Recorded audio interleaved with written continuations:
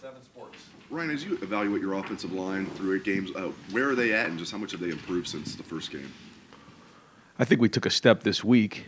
Where we go from here, we'll see. But I thought, we ran off the ball better. I thought we got good movement. I thought,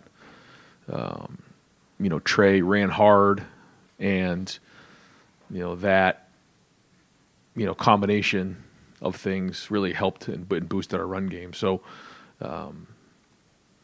we'll see where that takes us on Saturday against Rutgers. But we want to be playing our best football here down the stretch, and that's a big part of what we've been focusing on. This time of year, you want to be enhancing the things you're doing well, and improving the things that you feel like you need to improve on. That's been an area for sure, but there was definitely a step in the right direction. What does Trey give you guys that maybe you don't have without him? Trey gives us the ability to hit home runs. Trey's very competitive. He's versatile. He can do a lot of things in the passing game and the run game. So having him in there makes our offense much different. Third row right, Dylan Davis, Delaware Gazette. Kind of building on that Trey question, so given that he gives you the ability to hit home runs in an otherwise struggling run game, is it important that you give him those 24 carries or whatever he got against Wisconsin, given that he can maybe change the game with one run where you're not generating a consistent run game? I guess you know what I'm saying there. Tim only gets 3 questions. He was late for the press conference today, so he only gets 3. Tim. I think we always have to find ways to get Trey the ball. Our playmakers, whether it's again in the run game, pass game, across the board, and I think he ran 24 times in this game, and that was a healthy bit for him, especially coming off of a couple week time where he wasn't on the field, and but we worked hard the week before to get his wind up, so he was able to do that. And real quick on Emeka, is he still online? Yeah, we're expecting him to practice this week. He was available for the game on Saturday. We just didn't feel like he was quite where he needed to be, and had a bunch of guys step up for him. But looking for a full day of work here today, and then a full week, and then going in. We want him to be full go. But he was ready, and he's working hard. He's a tremendous young man. I mean, just the attitude he's had, that he wants to get on the field, and he's forced others to pull him back, and that's the attitude you want to have. And that is a great sign for your team when guys are just fighting to get back on the field, and he's one of them. Stephen Means, Cleveland.com.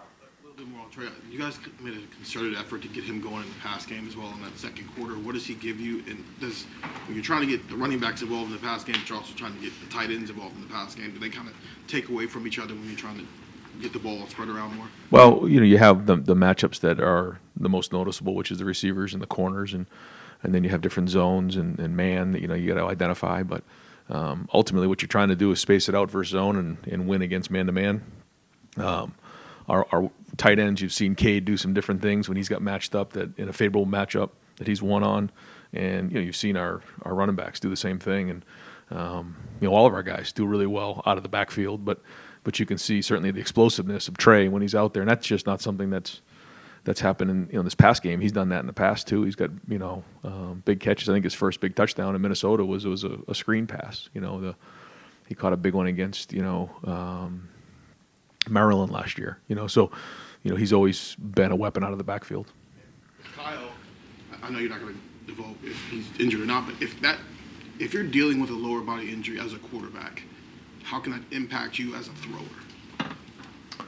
Well, this time of year you're going to have, everybody does. You have things that bumps and bruises and things, and there's a difference between hurt and being injured. And another example of a guy who really fought through it and showed toughness in that game, and that's once you get into November, that's what's going to happen. You got to play depth, and guys got to work through those type of things, and those you talked about. Some different guys already today, but there's a handful of guys that was that way, and he showed his toughness in that game. So that's why we had to get back in here, get healthy this week, and have a great week of practice. Right behind him, Andy Andrews, London Warriors. You talk about this run that you're going to go on here in November. It's something you brought up since the end of the Wisconsin game. Just what have you learned through your first few years as a head coach about November maybe that's different that you've taken and you can now apply to these late season runs? Well, I just think the biggest thing is every week there's issues that you have to address. And like you said, you learn every year different things.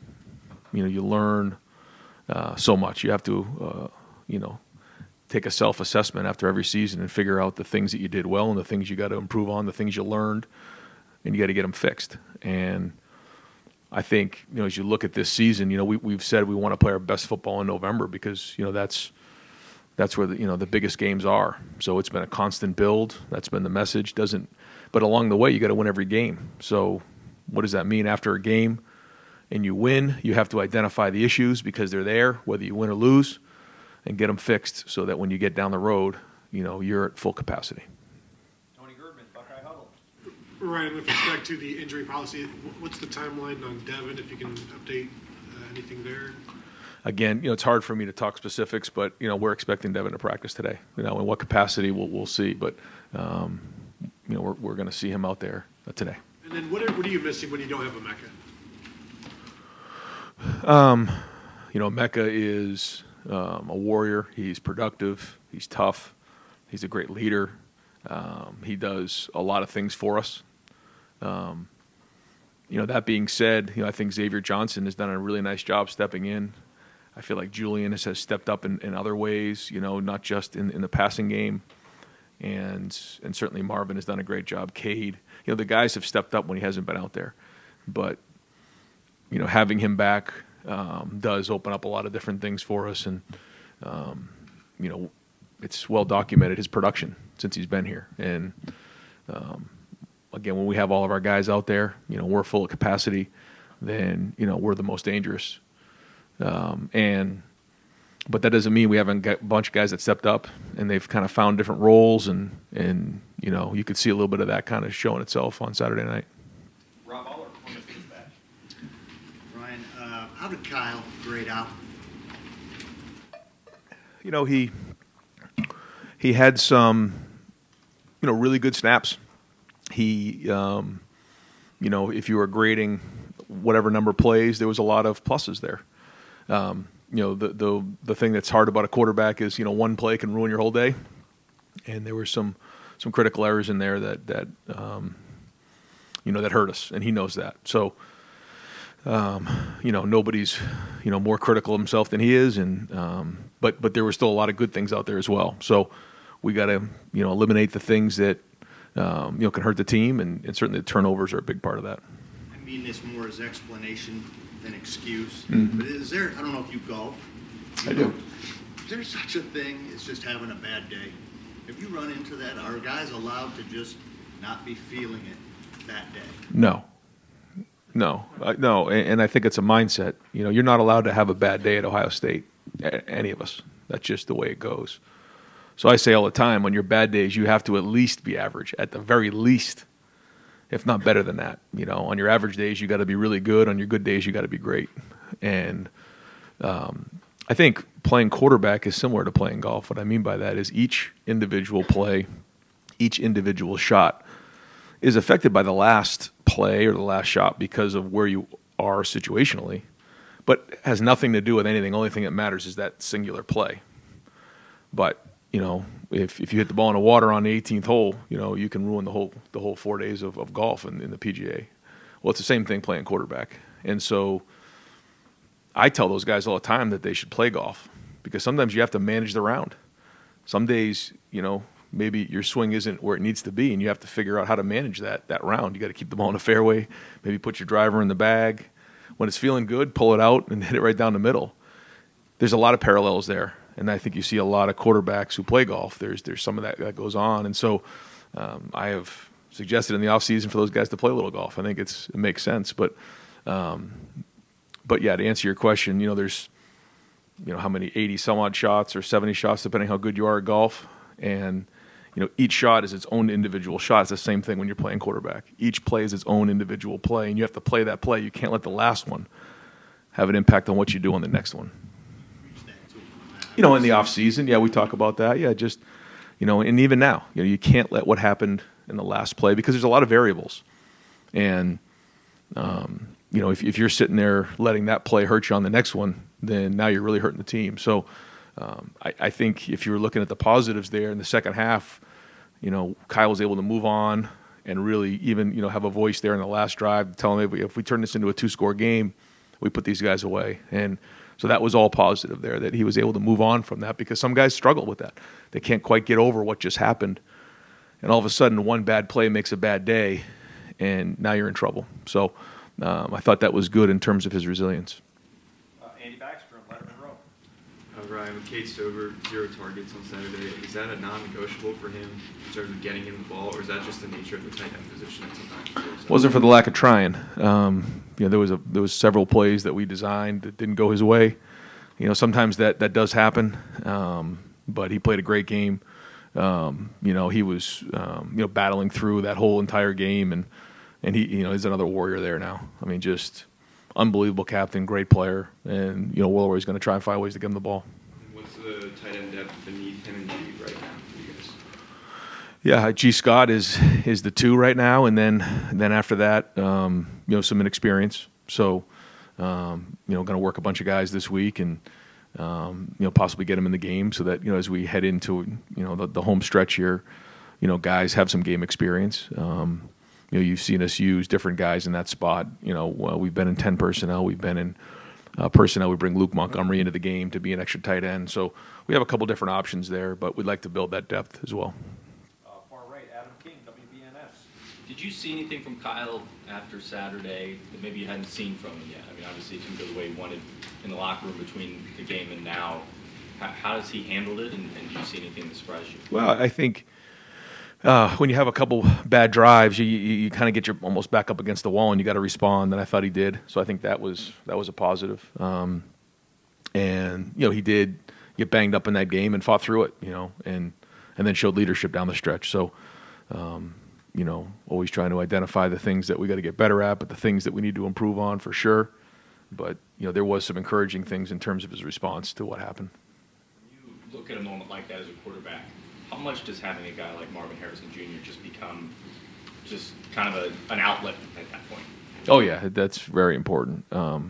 It's a comfort level, and those guys have been playing together for a long time, but it's not just Marvin; it's some of the other guys as well. When you have really good players around you, you have a comfort level and a confidence that those guys are going to get open and you can deliver the ball. Clay Hall, WSYX. Are you pole watching or trick or treating tonight? I'll be watching film of practice, Clay. You have a costume, no costume. Yeah, right here. A whistler on my neck. But you'll take note of the CFP.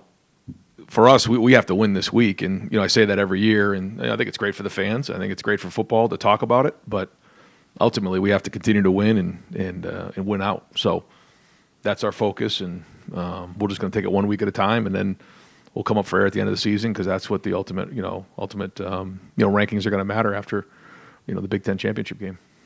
Tom Taveri, WBNS. What's your biggest concern going to Rutgers this week?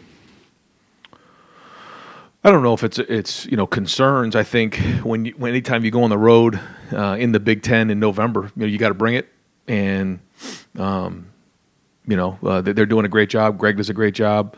They're playing well on both sides of the ball. They have a great identity. They're going to challenge you in all 3 phases. So again, I don't think it's a concern other than just the fact that we got to go continue to take the next step as a team, and that's it. What about expecting the unexpected against him?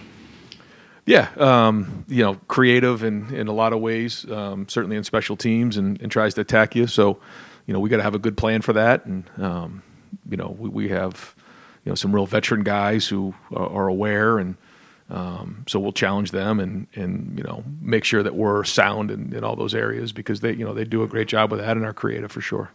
Far left, Jared Smalley, WCMH. Hey Ryan, obviously with Greg being back at Rutgers, they're going to play good defense, and they are. Statistically, they are. I'm wondering, when you look at evaluating them through the season, the way they've played, some of the better teams they've played, especially on defense, really, really strong against the pass. What do you see on tape that gives you an idea of why they're having some success? A combination of good players. I think the talent has been upgraded. I think they do a good job schematically and play complementary football. And yeah, I just think it's all those things, and so that's why we got to do a great job of preparing. And each week has its own challenge, and this is just another version of it. When you guys recruited Davison, was the hope that it was the pitch, hey, you get to play as your brother? No, but no, he and his family, and they've it's been such a great addition to our program having Davison here. Just his competitiveness, the way he comes to work every day. He's a pro, and we're awful glad that he joined us. Right in front of him, Nathan Baird, Cleveland.com. Right after the game, you weren't even really aware that what exactly had happened with Lathan. Do you have a better sense now if that's going to be long term, or if you guys got lucky there? Yeah, I think probably have an update later in the week. We're still trying to figure out kind of the timeline on that, but yeah, we definitely have a better idea, just not definitive. In general, in a season like this where this offense hasn't been quite as efficient, scoring isn't quite as prolific, is the calculus for you changing at all on when to go for it on fourth down, when to kick a field goal in that plus territory, maybe especially in the red zone, fourth and short, those things? Yeah, I the two spots in particular on third down, I'm as the coach, I'm going to take responsibility that it's my responsibility to make sure that doesn't happen. We can't get pushed out of field goal range in those two situations. So you want to be aggressive, but I look back and probably should have run it in those situations, added a few yards to it, and kicked the field goal to make it a 2-score game. But want to be aggressive and throw the ball. Got pushed out of field goal range in both of those spots, so I've got to think through that a little bit. So ultimately, that's my responsibility. So I think we got to make sure in that spot we turn that into a 2-score game, especially with how well our defense is playing. Do you look at it maybe differently this year than you would have looked at it last year, 2 years ago, 3 years ago? I think our defense is playing really good football right now, and based on how the game is playing out, you try to get an idea, are they in control of the game? I felt like the last couple of weeks our defense has been in control of the game, and based on that, you try to make the best decision to either make it a 1, 2, 3-score game in that spot. I think we'll have to talk about games in particular when it comes to that, but remember the goal is just to go 1-0 every Saturday, and that's our job. Now, again, we don't turn the ball over in the first half. It doesn't have to be as close as it had to be, but that's our challenge for this week, is just play cleaner. And I tell our guys all the time, we're in control. If we play clean, if we play well, then it's not as much of a game in the fourth quarter as it was last week. But Wisconsin's a very good team. They're very well coached, and so is Rutgers. And so, playing in this conference is not easy. And so we'll keep grinding and keep pushing, to play perfect football, because that's what we want to do. Ryan, with Kyle dealing with that injury, do you have to manage him any differently, whether in practice or even in the game, just to try to keep him healthy for the stretch run? I think you're always aware of, where guys are at. It's a long season, but you got to do what you got to do to win the game too. So that's always a balance that you try to strike, for sure. And just with Rutgers, do you see anything different in what Rutgers is doing this year in terms of their success than maybe you've seen in past years going against them? Just offensively, they have a different scheme, very similar to what Minnesota did a few years back. Same coordinator. You can see a lot of similarities to the way that they're playing, controlling the ball, and then obviously playing well on defense. Austin Ward, Ryan, the podcast. when you got late in the third quarter and Kyle wasn't putting any weight on that left ankle, and you had a little bit of a layoff there between the quarters, what were the conversations like, if you had any, with Kyle before he went and got on the exercise bike? Did you think maybe about putting Tristan in to finish that game? What was going on in the sideline there? He's tried to get feedback on, what exactly is going on, where are we at, what can we do, what can't we do, are you 100% or you're not, just get rolled up, those type of things, and then you do, you make the decision on where you're going next. But he said, look, I'm going to be fine, don't worry about me, I'm good. And so, again, just showed a lot of toughness there. I'm not suggesting it was a right or wrong decision. I'm just wondering how it played out, because you talked about Emeka fighting to want to go play, and Kyle didn't look like he was at his full effectiveness. Like, how much does that weigh in the back of your mind that he wants to do it, but maybe that wouldn't have been the best thing on Saturday. You won the game. I'm not arguing about the result. Well, I think what you do is you try to determine what gives the team the best chance to win, in that moment, but also moving forward. And you try to identify it the best you can and make the best decision you can. I actually thought, Kyle in the second half, other than a couple plays, played much better than he did in the first half. So, that was encouraging. If we saw something that was just, radical out there, that then you make the decision based on that. But we felt like where he was at, he could still function and made some good throws. Pat Murphy, 24/7 Sports. Ryan, when Justin was first starting, he talked a lot about throwing the ball away. Same with CJ. Obviously, that was a topic with Kyle this past weekend. How much conversation have you guys had about that? It just doesn't seem to have come up in these settings as much. How much have you guys talked about it individually? Yeah, you talk about it all the time. You just, where is, why are we calling the play? What's the design of the play? When it plays out like that, trust your feet, trust your eyes. When it doesn't play out like that, where is your outlet? Where's the ball going? What's your plan? And then when it really breaks down, what's your plan there? Because you really can't come up with all the scenarios that may happen, right? The second play of the game, the ball's down by his ankles. He doesn't quite see the read. How do you can't get out in front of all these different things. Zero pressure on a certain situation. All those types of things. And so we just always talk about having a plan and constantly going through what may happen on this play. And so, for the most part, I feel like, he's done a good job of that, but there's certainly some things that we learned coming out of this past week that, I know he's going to want to get better at this week. And then, same thing on my end, making sure that, as coaches, we're putting him and I'm putting him in the best position to be successful. And so, we all have to look at that and make sure we're doing the right thing. In that same vein, I think he's had a number of intentional grounding penalties. I know some of those have been maybe questionable, but when you look back, is there a connection there or something you guys can address with him to avoid that situation? I think it's, again, trying not to put him in a situation like that, but also, just having a plan and an outlet for, when things break down, what is your answer? Where is that ball going? Whether it's breaking contain and then it has to cross the line of scrimmage, or if you're in the pocket, making sure you have somebody in mind in terms of a receiver to make sure that the ball is in his range so that something like that doesn't come up. Spencer Holbrook, Letterman Row. Randy said after the game that Marvin needed a few more targets, he thought. But other than Marvin, the rest of your receivers... That's every game. But receivers not named Marvin only had 4 targets. Is that not enough? And what do you have to do to get Julian and Carnell? And I'm sure it's going to change when Becca comes back, but get those guys more involved. Yeah, just try to continually find different ways to get guys open and, keep pushing the envelope on it. I think it's week to week, and we ran the ball. I forget how many times we ran the ball in this game, but we ran it a bunch as well, and we got a little bit of rhythm going in the run game. So, maybe didn't have as many opportunities for those guys, and there were a couple intentional groundings and things like that maybe were designed for certain guys that didn't show up. But no, we're going to try to spread the ball around the best we can. Bill Rabinowitz, Columbus Dispatch.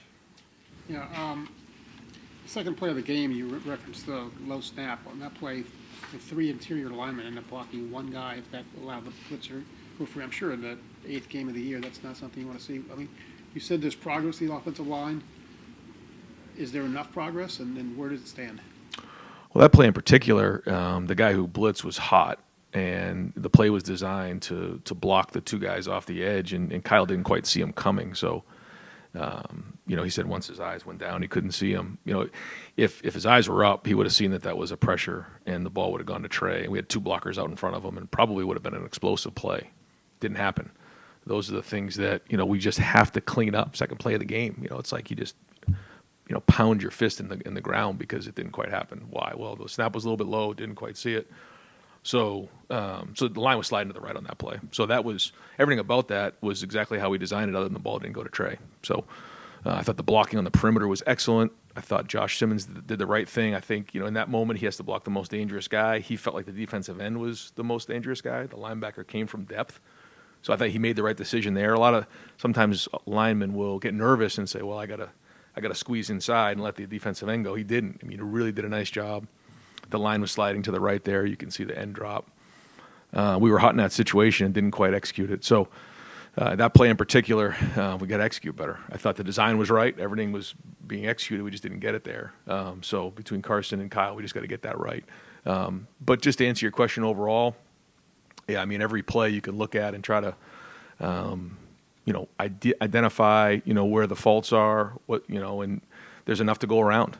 There's some good things for sure, and some things we got to get better at. But I just think overall, when you look at how we blocked in this game, certainly in the run game, there was a lot of progress. Some things in the pass game, we guys certainly have to get better at.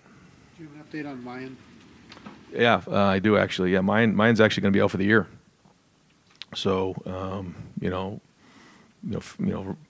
feel really, bad for mine that, he's not going to be able to play.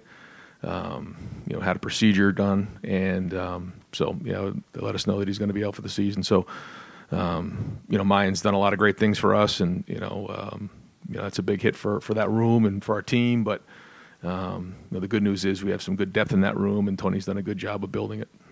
Had a procedure or will have a procedure? Yeah, he had a procedure done. Yeah, it was. Yep. No, different. Yeah. So. Right next door, Joey Kaufman, Columbus Dispatch. Ron, any idea on I think he still has eligibility left to it, and any idea what his future will be? No, I don't think that's been really. I think I'm sure that he's considering what his next steps are here, but I think it's also new. He's still trying to just focus on his rehab, and then we'll kind of address that as we get closer to the end of the season. Other thing, Lorenzo Styles is at the 4-game mark. He's appeared in 4 He's got games, 3. Yeah. But what's any idea what the plan is for him this year? Because I guess he's got one more game to play in. The plan is for him to play in one more game, and then kind of go from there. So we just felt like if we needed him and there was an emergency that we were going to put him in the game. Other than that, we were going to try to hold this year for him to learn the position, get better, play in those 4 games, and then keep that red shirt. Right next door, Tim May on 3, Letterman Road. Thank you, Jerry. Sorry about being late, by the way. Sorry, around. Number one, is there a knack to running an end around, your jet, whatever you want to call it? And does it look like Xavier Johnson, looking for the cut up? I mean, I think it's key there. Yeah. And look like that's coming on for him. I mean, do you agree with that? What do you see there that's promising? Because that kind of developing more into a weapon. Yeah, he's he can run all of our run plays. You've seen him run counter last year. You've seen him run the stretch play inside zone, stretch from the offset. The play in particular that you're talking about is a play that the 49ers have kind of made popular there with Deebo Samuel, as a receiver, and Mecca's run that play in the past. It takes a guy who has some running back skills, a bigger guy who, like you said, can look to circle the field and then upcut when he needs to, and then kind of find his way through. But it certainly fit last week, and he's got a good knack for that, like you said. And as you look around the country, I mean, Debo Sweeney kind of went off on a call, or like on his college show last night or night before last, whatever. But the pressure he's feeling. Can you explain the pressure that you're feeling right now with an unbeaten team? Probably, you're sitting there answering questions about mostly about stuff that could be better. You understand? What does that pressure feel like internally for you? It's just that's the job, and you try to take it one day at a time, and you try to grow and you try to learn, but ultimately this is about the kids.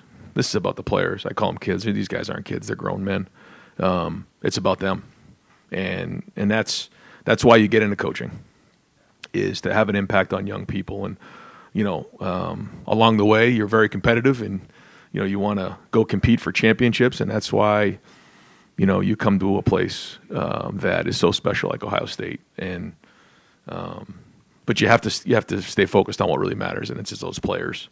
And putting them in the best position you could possibly put them in, figuring out what you got to do on a year-to-year basis to get it better, and then just pouring in all your time and effort to give them the best chance to be successful on Saturday. Because that's it. I mean, that's why you get into coaching. And being able to watch my son play high school football this year, was like almost refreshing for me, because those guys, whether it was Ohio State football or their high school team, I mean, they were living and dying by every single game. I mean, when they win, it's, dinner at Roosters, and everybody's still got the eye paint on their eyes, and, the girls are around and everybody's feeling good.